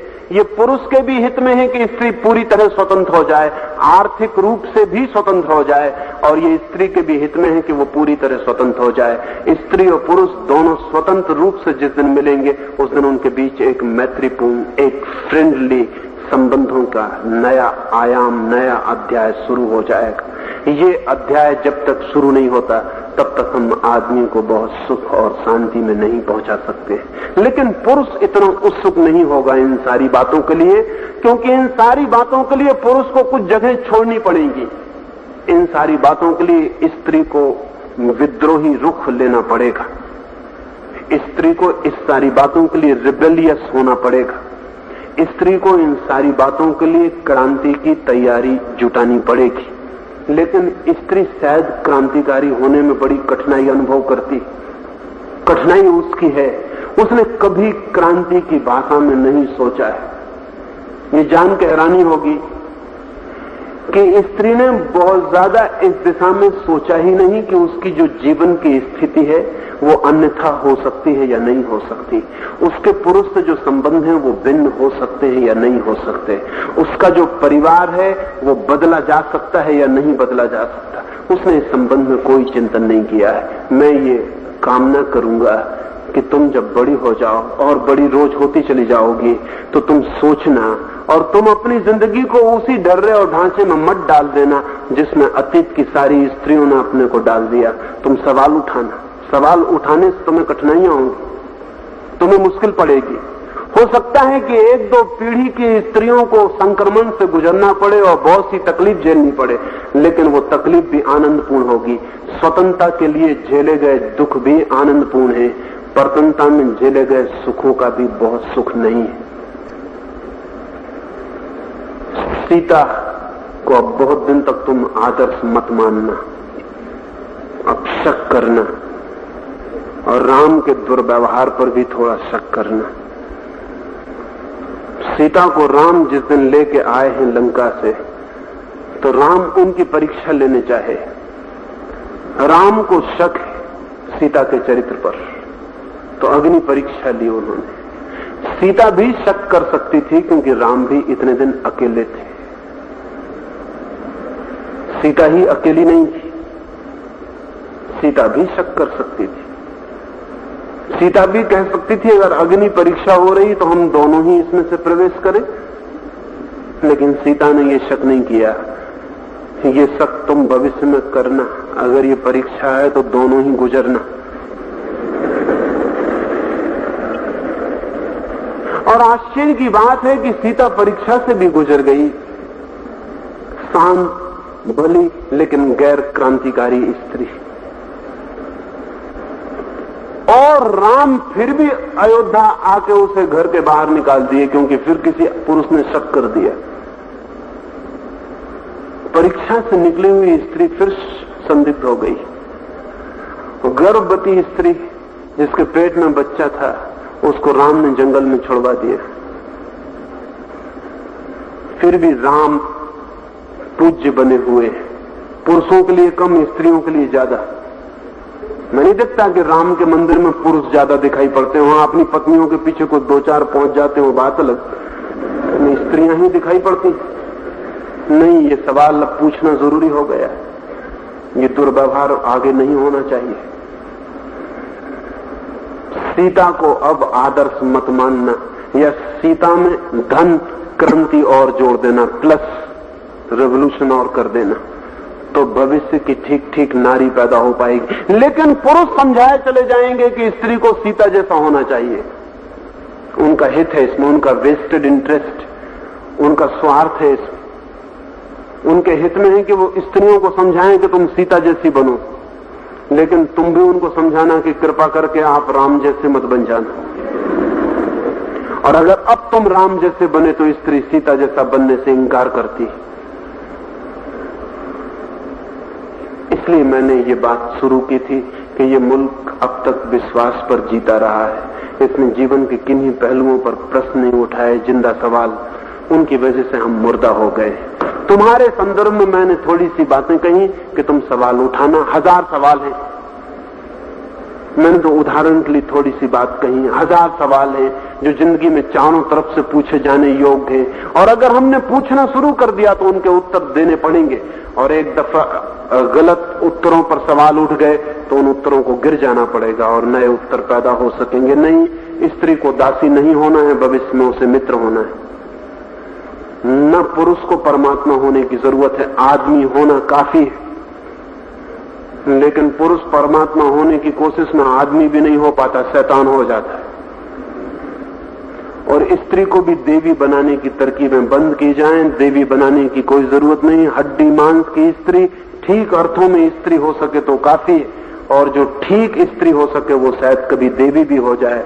लेकिन देवी होने की कोशिश में हो सकता है ठीक स्त्री भी ना हो पाए, यही अब तक हुआ है। इसलिए बहुत ऊंचे आदर्शों की बात मत करना, जिंदगी और जमीन के आदर्शों को स्थापित करना है। आइडियल्स ऑफ दिस अर्थ, इस जमीन के, इस जिंदगी में जीने योग्य आदर्श स्थापित करना है। बहुत बार ऐसा होता है, आकाश की बातें करने वाले लोग जमीन की जिंदगी को जीना भूल जाते हैं। ऐसा इस मुल्क में हुआ। एक छोटी सी कहानी अपनी बात में पूरी कर दूं। मैंने सुना है कि यूनान में एक ज्योतिषी एक दिन रात अंधेरे में आकाश के तारे देखते हुए चल रहा था, एक कुएं में गिर पड़ा। स्वभाव था, आकाश के तारे देख रहा था, जमीन का कुआं दिखाई नहीं पड़ा होगा। गिर पड़ा कुएं में, बहुत चिल्लाया, बहुत रोया। पास किसी दूर खेत में एक बूढ़ी औरत भर थी, उसने आकर उसे बामुश्किल बाहर निकाला। वो ज्योतिषी बहुत बड़ा था, वो बूढ़ी साधारण किसान औरत थी। उस ज्योतिषी ने उस बूढ़ी स्त्री से कहा, मां, शायद तुझे पता नहीं कि मैं यूनान का सबसे बड़ा ज्योतिषी हूं। मैं जितना जानता हूं चांद तारों के संबंध में शायद पृथ्वी पर कोई आदमी नहीं जानता। अगर तुझे कभी चांद तारों के संबंध में कुछ जानना हो तो मेरे पास आ जाना। बड़े सम्राट पूछने आते हैं, सभी सम्राटों को मैं समय नहीं दे पाता। तुझे कभी पूछना हो तो तेरे लिए द्वार खुला होगा। उस बूढ़ी स्त्री ने कहा, बेटा मैं कभी नहीं आऊंगा, द्वार तू खुला मत रखना। क्यों? उस लड़के ने पूछा, उस युवक ज्योतिषी ने पूछा। उस बूढ़ी औरत ने कहा, इसलिए मैं नहीं आऊंगी कि जिससे अभी जमीन के गड्ढे नहीं दिखाई पड़ते, उसके चांद तारों के ज्ञान का भरोसा नहीं किया जा सकता। इस देश में हम आकाश की बातें करते करते जमीन पर खो गए, सब गड्ढे में गिर गए। इस जिंदगी को सीधे जमीन के हिसाब से बनाने की जरूरत है।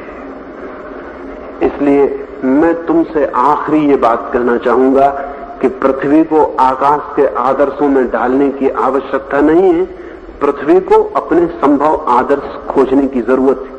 और ये भी मैं मानता हूं कि पुरुष की बजाय स्त्री जो है पृथ्वी के सदा ज्यादा करीब। पुरुष अक्सर आकाश के आदर्शों में खो गया है, लेकिन पृथ्वी के बहुत करीब है। वो ज्यादा अर्थली है, कहना चाहिए कि वो ज्यादा प्रकृति और पृथ्वी के निकट है। अगर स्त्री अपने को पूरी तरह से अभिव्यक्त करे तो हम जमीन को सुंदर, स्वस्थ, युद्ध से शांत, आनंदपूर्ण बनाने में समर्थ हो सकते हैं। मेरी ये बातें इतनी शांति और प्रेम से सुनी, उससे मैं बहुत अनुग्रहित हूं। और अंत में सबके भीतर बैठे प्रभु को प्रणाम करता हूं। मेरे प्रणाम स्वीकार करें।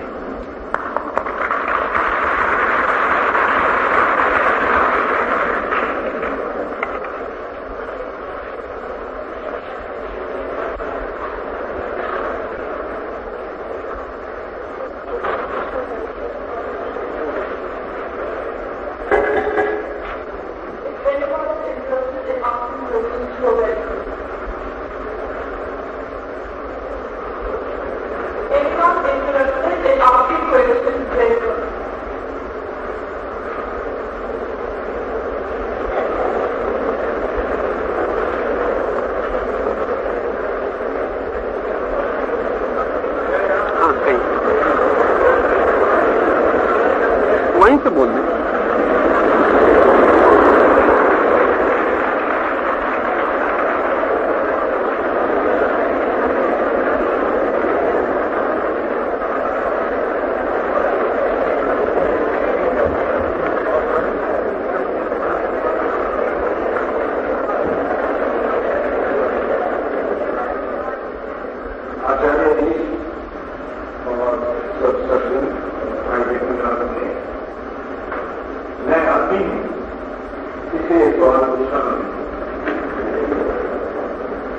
आचार्य ने बहुत सी बातें कही, उनमें से काफी सी ऐसी लगी जिसके पास गई, लेकिन कुछ एक बातें आचार्य ने ऐसी कही जो दिमाग में जाके रुक गई। वो सोचकर बड़ा संदेह हुआ। पहली बात जो आचार्य ने कही और बहुत देर तक बात में जोड़ दी है, तो ये था कि कोएजुकेशन जो है वो होनी चाहिए, क्योंकि हम स्त्री और पुरुष को दूर रखते हैं। उसका अर्थ ये होता है कि शादी होती तो आप अपनी कटाव होता है, इससे परिचित नहीं होते। इन बात से मैं कम से कम या कुछ और लोग भी होंगे वो सहमत नहीं है। हिंदुस्तान में हम स्त्री को असमान नहीं मानते हैं, हम स्त्री को आदर का मानते हैं। हो सकता है आचार्य जी कहें कि आदर नहीं है तो हीनता का एहसास कराते हैं, उनको कहते हैं कि आप हीन हो इसलिए आप आगे हैं।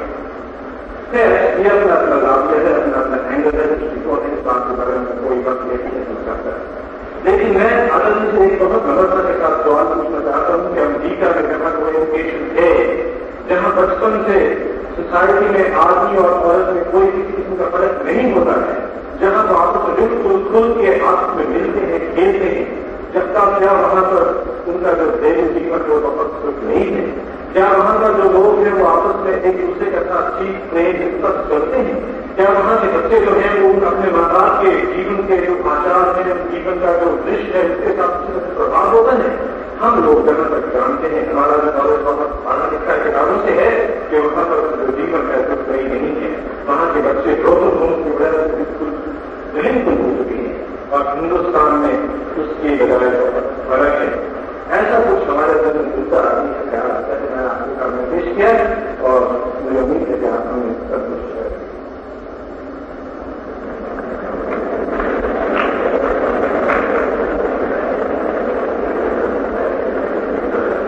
दो तीन बातें उठाई, वो सब उपयोगी हैं और समझने जैसी हैं। पहली बात तो ये कि हम इस भ्रम में सदा से रहे हैं कि हम स्त्री का आदर करते हैं। असल में आदर की बात बहुत धोखे की और डिसेप्शन की बात है, क्योंकि जिस स्त्री को हम आदर करते हैं उसे हमने हजारों साल तक शिक्षा क्यों नहीं दी। जिस स्त्री को हम आदर करते हैं उस स्त्री को हमने मोक्ष जाने का अधिकार नहीं दिया है। जिस स्त्री को हम आदर करते हैं उस स्त्री को हमने ऊंचा उठाने के लिए 5000 सालों में क्या किया है। अगर आदर हार्दिक है तो उसके परिणाम दिखाई पड़ते हैं, लेकिन उसके कोई परिणाम दिखाई नहीं पड़ते। हां, आदर सीता जैसी स्त्रियों के लिए है। वो आदर इसलिए है कि उस आदर के माध्यम से हम स्त्री को पुरुष का गुलाम बनाने में समर्थ हो सके। आदर बहुत तरकीब की बात है। अभी मैं पटना में था तो पुरी के जगत गुरु शंकराचार्य स्त्रियों की एक सभा में बोल रहे थे। मैं भी उस सभा में था। तो वो उन स्त्रियों को समझा रहे थे कि हम तो तुम्हें सदा से देवी मानते, इसीलिए हमने तुम्हें शिक्षा नहीं दी, क्योंकि देवियों के लिए शिक्षा की क्या जरूरत, वो तो ज्ञान लेके पैदा ही होती। उन्होंने एक अत्यंत मूढ़ता की बात कही और उन्होंने ये कहा कि हम तो हिंदू जाति इसलिए स्त्रियों को शिक्षा नहीं देती कि हम तो मानते हैं कि स्त्री तो सदा से ज्ञानवान है ही, इसलिए हमने शिक्षा नहीं दी। उन्होंने ये भी बड़े मजे की बात कही कि हिंदुस्तान में तो अगर पंडित की पत्नी है तो पंडित की पत्नी होने से पंडितायन हो जाती, उसको अलग से पंडित होने की कोई जरूरत नहीं है। ये कोई साधारण आदमी कह रहा होता तो हंसी में टाली जा सकती। जब शंकराचार्य की हैसियत का कोई आदमी ये कहे तो विचारणीय मामला है। तब तो मैं कहूंगा कि कृपा करके अब स्त्रियों को आप आदर मत दें, और आदर उचित भी नहीं है। आदर का कोई कारण भी नहीं है। ना तो स्त्रियों से पुरुषों को आदर दिए जाने का कोई कारण है, ना पुरुषों के द्वारा स्त्रियों को आदर दिए जाने का कोई कारण है। स्त्री और पुरुष समान है, आदर का कोई सवाल ही नहीं उठता। असल में जहां आदर है वहां अनादर भी होगा ही। समानता ही ना अनादर करती है ना आदर करती है, दोनों की कोई जरूरत नहीं है। समानता पर्याप्त बात है। समानता का अर्थ है समादर। हम दोनों एक दूसरे का उतना आदर करते हैं जितना दोनों की समानता में जरूरी है, इससे ज्यादा कोई आवश्यकता नहीं है। स्त्री को आकाश में उठाने की जरूरत नहीं है, क्योंकि उठाने का कोई कारण भी नहीं है। वो उतनी ही पार्थिव है, देवी वगैरह नहीं है जितना आदमी पार्थिव है। दूसरी बात उन्होंने ज्यादा महत्वपूर्ण उठाई है, वो सवाल है कि अमेरिका में परिवार ज्यादा दुखी, ये बात सच है, इसे मैं स्वीकार करता हूं कि अमेरिका में परिवार ज्यादा दुखी है। लेकिन दूसरी बात मैं स्वीकार नहीं करता कि हिंदुस्तान में परिवार ज्यादा सुखी है। और एक और कीमती बात आपको सुझाना चाहता हूं, वो ये कि परिवार वहां दुखी इसीलिए है कि परिवार वहां सुखी होने की कोशिश कर रहा है। वहां परिवार के दुख का जो बोध है वो सुख की बढ़ती हुई इंटेंसिटी की वजह से है। असल में जिस मात्रा में हम सुख को बढ़ाते हैं उस मात्रा में दुख बढ़ जाता है। जिस मात्रा में हम सुख को बढ़ाते हैं उसी मात्रा में दुख बढ़ जाता है। जैसे हिंदुस्तान में परिवार कम दुखी है क्योंकि परिवार कम सुखी भी है। हिंदुस्तान में हमने वो सारे खतरे ही अलग कर दिए हैं जिनसे सुख हो सकता था। अगर बाल विवाह किया है किसी व्यक्ति का तो उसकी जिंदगी में और भी परिवार कम दुख का होगा क्योंकि और भी कम सुख का होगा। असल में जो चीज जितना सुख दे सकती है उतना ही दुख दे सकती है। दुख और सुख की क्षमताएं बराबर होती। अगर एक आदमी ने प्रेम करके विवाह किया है तो उसकी जिंदगी में दुख ज्यादा हो सकता है क्योंकि उसने जिंदगी में ज्यादा सुख पाने की कोशिश भी की है। जब मैं किसी को प्रेम करता हूं, उससे विवाह करता हूं, तो मैं जो सुख पाता हूं वो बाल विवाह करने वाला आदमी सुख नहीं पा सकता। निश्चित ही मैं जो दुख पाऊंगा अगर प्रेम टूट गया तो बाल विवाह करने वाला उस दुख को कभी नहीं पा सकता क्योंकि प्रेम था ही नहीं तो टूटेगा क्या। खास टूटने के लिए भी प्रेम तो होना ही चाहिए। एक गरीब आदमी अपनी गरीबी में उतना दुखी नहीं होता अगर कोई अमीर आदमी गरीब हो जाए तो जितना दुखी होता है। निश्चित ही, क्योंकि अमीर आदमी ने सुख भी जाना, गरीब आदमी ने सुख ही नहीं जाना। एक अमीर आदमी अगर गरीब होता है तब उसे गरीबी अखरती है, गरीब आदमी को उतनी कभी नहीं अखरती। लेकिन इसका क्या ये मतलब है कि हम लोगों से कहें कि अमीर होने की कोशिश मत करना, क्योंकि अगर कभी गरीब हो गए तो बहुत अखरेगा, इसलिए गरीब ही बने रहना? नहीं, हिंदुस्तान की जो तरकीब थी वो ये थी कि हम प्रेम एक बहुत बड़ी इंटेंस फीलिंग है, प्रेम एक बहुत तीव्र प्रतीति है, उसका सुख बहुत गहरा है, लेकिन स्वभावता इतने गहरे सुख को जो लेने जाएगा वो इतने गहरे सुख को अगर टूट जाए तो इतने ही गहरे दुख में भी पड़ेगा। इसलिए हमने प्रेम को हटा ही दिया था। हम पंडित से पूछ लेते थे, बाप तय करता था, मां तय करती थी, परिवार तय करता था। सिर्फ जिनका विवाह हो रहा था वे भर तय करने के बाहर थे, बाकी सारे लोग तय करते थे।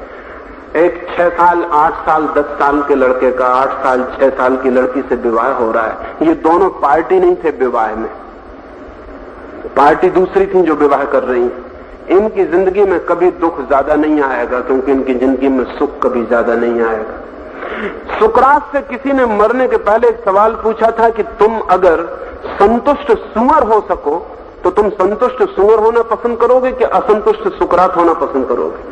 सुकरात ने कहा कि मैं असंतुष्ट सुकरात होना पसंद करूंगा, क्योंकि संतुष्ट सुअर को यह भी पता नहीं चलेगा कि वो संतुष्ट है। संतुष्ट होना पता चले इसके लिए असंतुष्ट होने की क्षमता चाहिए। तो मैं मानता हूं कि अमेरिका में ज्यादा दुख पैदा हुआ है क्योंकि अमेरिका ने ज्यादा सुख चाहा है और अमेरिका ज्यादा सुख की खोज कर रहा है, इसलिए ज्यादा दुखी भी होगा। आप ज्यादा दुखी नहीं है क्योंकि आप ज्यादा सुख की खोज नहीं कर रहे, लेकिन आपकी हालत में बहुत बेहतर नहीं मानता। अगर मुझे आप और अमेरिका में चुनना पड़े तो मैं अमेरिका को चुनूंगा, आपको नहीं चुनूंगा। उसके कारण यह है कि अमेरिका जो खोज कर रहा है वो अभी 20, 25, 30 साल की खोज है।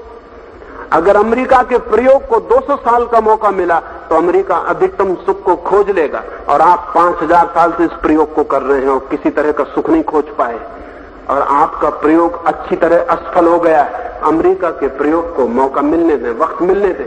और अमेरिका के दुख की जो बातें हिंदुस्तान में की जाती हैं वो वे लोग करते हैं जो हिंदुस्तान की व्यवस्था को कायम रखना चाहते हैं। वो बताते हैं कि देखो वहां कितना दुख है। निश्चित ही वहां दुख होगा, वहां दुख होना निश्चित है। उस दुख का कारण कि उन्होंने सुख को मांगा है। जो भी सुख को मांगेगा वो दुख को भी बुला रहा है। अगर मैं पहाड़ पर चढ़ना चाहूंगा तो मैं खाई में गिरने का खतरा मोल लेता हूं। अगर खाई में न गिरना हो तो सीधी जमीन पर चलना उचित है। सीधी जमीन पर चलने वाला कह सकता है कि देखो वो जो एवरेस्ट पे चढ़ रहा था मर गया, खाई में गिर गया, हम कभी नहीं गिरते। आप कभी नहीं गिरते ये सच है, लेकिन आप कभी उठते भी नहीं ये भी सच है। और आप गिरते इसीलिए नहीं कि आप कभी चढ़ते ही नहीं। पर मैं मानता हूं कि जोखिम, रिस्क लेनी ही चाहिए। और ये भी मैं जानता हूं कि अमेरिका में परिवार सुस्थिर नहीं रह गया है, नहीं रह जाएगा। अगर परिवार को सुस्थिर रखना है तो प्रेम से बचाना जरूरी है। अगर परिवार को स्थिर रखना है तो प्रेम को काट के परिवार बनाना जरूरी है। तब परिवार एक डेड इंस्टीट्यूशन है जो मरेगी नहीं, क्योंकि वो पहले से मरी हुई है। मुर्दे कभी नहीं मरते, इसलिए हो सकता है कब्रों में गड़े मुर्दे ये सोचते हो कि हम बड़े मजे में हैं क्योंकि हम कभी नहीं मरते। बस्ती में जो लोग हैं वो बड़े दुख में क्योंकि उन्हें मरना पड़ता है। असल में जो व्यवस्था मरी हुई होती है वो कभी नहीं मरती। अमेरिका ने खतरा लिया है और मैं चाहता हूं कि हिंदुस्तान के बेटे और बेटियां भी वो खतरा लें। क्यों मैं चाहता हूं? क्योंकि उस खतरे के लेने के साथ तकलीफ तो आएगी, जोखम तो आएगी, लेकिन सुख की संभावना भी आएगी। और जब सुख और दुख की संभावना पूरी तरह आएगी तो हमारे हाथ में है कि हम क्या चुनते हैं। अगर हमें दुख चुनना है तो हम दुख चुन सकते हैं, अगर सुख चुनना है तो हम सुख चुन सकते हैं। इस मुल्क ने ऐसा इंतजाम किया है कि चुनाव आपके हाथ में ही नहीं है। एक बड़े मजेदार बात है, मां को हम बदल नहीं सकते कभी। मेरी मां जो है वो है, क्योंकि मैं पैदा हो गया। अब मां अपरिवर्तनीय है। पिता को मैं नहीं बदल सकता, वो मेरे पिता हैं और होंगे। मैं अपने भाई को नहीं बदल सकता, बहन को नहीं बदल सकता। ये सब गिवन फैक्टर्स हैं, इनको मैं पाता हूं, ये मेरे निर्णय नहीं है। सिर्फ एक निर्णय है मेरी जिंदगी में कि मैं एक पत्नी को चुन सकता हूं, और तो कोई निर्णय नहीं। बाकी सब संबंध तय है। हिंदुस्तान की तरकीब ऐसी थी कि पत्नी को भी गिवन बना दिया था, उसको भी चुनने का उपाय नहीं था। आदमी जब होश में आता तब भी उसे पत्नी पाता कि है ही मौजूद। जब वो प्रेम करने योग्य होता तब उसे पता चलता कि पत्नी मौजूद है, पति मौजूद है। ये भी गिवन फैक्टर्स थे। लेकिन ध्यान रहे, जिंदगी जितना चुनाव करती है उतनी मुक्त होती है। मैं मानता हूं कि ये व्यक्ति का एक अधिकार, बहुत बड़ा अधिकार भारत के परिवार ने छीन रखा था। ये व्यक्ति को मिलना चाहिए। निश्चित ही जहां अधिकार मिलता है वहां भूल होती, जहां अधिकार होता है वहां भूल की संभावना है। कैदी कोई भूल नहीं करते क्योंकि हाथ में जंजीरें होती हैं। भूल तो स्वतंत्र लोग करते हैं जहां हाथ में जंजीरें नहीं होती। लेकिन फिर भी मैं राजी नहीं हूं कि कैदी होना बेहतर है, क्योंकि वहां कोई भूल नहीं होती। मैं राजी हूं कि सड़क तो होना बेहतर है जहां भूल हो सकती, लेकिन वो भूल हम करें ये जरूरी नहीं है। अमेरिका में जो भूल हो रही वो हम करें ये जरूरी नहीं है, और अमेरिका के बच्चे भी बहुत ज्यादा दिन तक करेंगे ये जरूरी नहीं है। और अमेरिका के बच्चे जो भूल कर रहे हैं उसके लिए अमेरिका के बच्चे जिम्मेवार नहीं है, अमेरिका की मरी हुई हजारों पीढ़ियां जिम्मेवार। उसका कारण, अगर हम किन्हीं बच्चों को भूखा रखें सैकड़ों वर्ष तक और फिर एकदम से खाने की स्वतंत्रता मिल जाए, तो लोग अगर ज्यादा खा जाएं तो इसको खाने की स्वतंत्रता की जिम्मेदारी नहीं कहा जा सकता। ये हजारों साल की भूख का परिणाम है। अमेरिका में हजारों साल तक जिस क्रिश्चियनिटी का प्रभाव था, सैकड़ों वर्षों से यूरोप में जो क्रिश्चियनिटी प्रभावी है, उसने लोगों को सेक्सुअली स्टार्व किया है, उसने लोगों के सेक्स को दमन करवाया है। अब एकदम से स्वतंत्रता मिली है तो लोग दूसरी अति पर चले गए, लेकिन ज्यादा दिन तक इस अति पर नहीं रहेंगे, वो वापस लौट आएंगे। हम भी उसी हालत में हैं। हमें भी बहुत डर लगता है कि अगर हमने प्रेम के लिए स्वतंत्रता दी तो परिवार कहीं टूट ना जाए। लेकिन मैं ये कहता हूं कि अगर प्रेम के बिना परिवार बचता हो तो भी बचाने योग्य नहीं है, क्योंकि किस लिए बचा रहे हैं उसे। और अगर प्रेम के साथ परिवार टूटता भी हो तो भी ये जोखिम उठाने जैसी है। लेकिन मैं नहीं मानता कि प्रेम के साथ परिवार टूट ही जाएगा। 150 वर्षों के संक्रमण में, ट्रांसमिशन में परिवार उखड़ सकता है, लेकिन परिवार वापस लौट आएगा। रूस में जब पहली दफे तलाक शुरू हुआ तो तलाक का आंकड़ा एकदम बढ़ गया, 30 और 35% तक तलाक चला गया। रूस के नेता बहुत घबराए और उन्होंने कहा कि अगर ऐसा होगा तब तो 100% तलाक हो जाएंगे। लेकिन उन्होंने हिम्मत जारी रखी, तलाक का आंकड़ा नीचे गिर गया। आज रूस में केवल 5% तलाक रह गया, और रूस के विचारकों का ख्याल है कि आने वाली सदी में ये तलाक और कम हो जाएगा। असल में कोई भी बंधन से जब एकदम छूटता है तो दूसरी अति पर चला जाता है। अमेरिका में वैसा हुआ है, वैसा हम भी करें ये जरूरी नहीं है। लेकिन अगर हमने अपने बच्चों को बहुत दिन तक रोका तो वही होगा जो अमेरिका के बाप ने अपने बच्चों को रोक के करवाया है। अगर हिंदुस्तान के माँ बाप समझदार हैं तो उन्हें धीरे धीरे शिथिलता कर देनी चाहिए और धीरे धीरे बंधन ढीले कर देने चाहिए। एकदम से नहीं, बहुत आहिस्ता से बंधन गिर जाने चाहिए कि हमें कभी पता ना चले कि हम कब बंधनों के बाहर हो गए। अगर एकदम से बंधन गिरते हैं तो खतरे होते। अमेरिका में जो खतरा हुआ है वो हमें करने की जरूरत नहीं, लेकिन अमेरिका के खतरे से डर के हम जो हैं हमें वही बने रहने की तो और भी जरूरत नहीं है। इसके और बहुत से पहलू हैं जो मैं दोबारा आऊं तो आपसे बात कर सकूं। लेकिन एक बात, मैं जो भी कहता हूं वो मानने की आवश्यकता नहीं है। मैं जो भी कहता हूं वो सिर्फ सोचने के लिए पर्याप्त है। आप सोचें इतना काफी है। मुझसे राजी हो ये जरूरी नहीं है। मैं इतना ही कर पाऊं कि आप सोचने में प्रवृत्त हो जाएं तो मेरा काम पूरा हो जाता है। आप मुझसे राजी होंगे इसकी मेरी अपेक्षा नहीं है। जल्दी किसी से राजी होना भी नहीं चाहिए, वो कमजोर मस्तिष्क का सबूत। सोचना चाहिए, लड़ना चाहिए, झगड़ना चाहिए, अपने मन में पूरी तरह लड़ें, झगड़ें मुझसे। मैं तो आपके प्रिंसिपल को कहूं कि दोबारा जब आऊं तो जितना मैं बोलूं उससे ज्यादा वक्त पीछे मुझसे प्रश्न करने के लिए छोड़ दें। लेकिन मैं एक दुखद सूचना आपको दूं कि सवाल एक पुरुष ने ही पूछा, स्त्रियों ने नहीं पूछा।